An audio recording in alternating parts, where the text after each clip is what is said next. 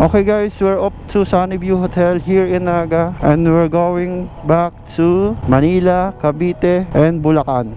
Salamat sa mga nakasama ko dito sa rides na to, Bicol Epic Ride. Time check, 1:00 ng madaling araw, December 2. And we are heading back to Manila. Grabe, enjoy itong rides na to. Mga kasama ko, si Jong, ang pasimuno ng lahat, si Jude. At from Bulacan, yung mag-asawa, si Ace, and yung asawa niya, si Madam, at yung pinakabata sa amin, si Edmond. Salamat guys. And sa mga gusto makasama sa mga rides natin, comment lang, like my channel, and subscribe and share it. So para sa susunod na mga biyahe natin, kahit mga short ride and quickie ride, makakasama ko kayo here in one ride.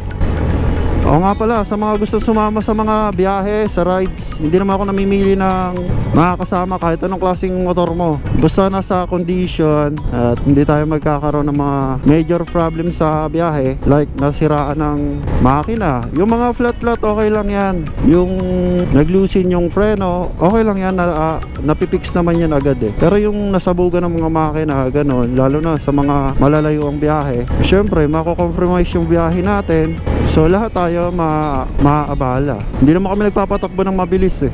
Sinusunod namin yung facing for safety purpose. Yun ang maganda. Kaya nga ride eh. Hindi tayo karera, hindi tayo racing kamote. Biyahe lang talaga. So guys, mga kaibigan ko, subscribe and share it sa ating mga fellow riders. Woohoo! I love you. Bye. So kita nyo, takbo namin 50 lang.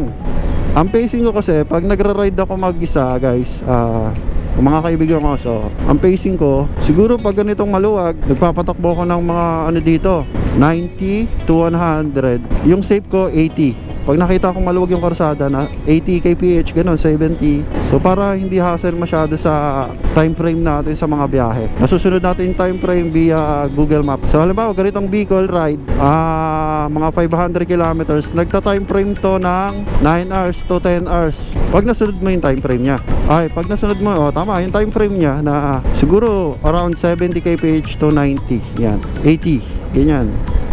Sa gabi, pag ganitong madilim ang karsada, ang pinaka-safe na takbo niya ito, lalo na pag di mo kabisado, 70. Yan, 70 kph. Hindi mabagal, hindi din mabilis, sakto lang. Many hours later, montage.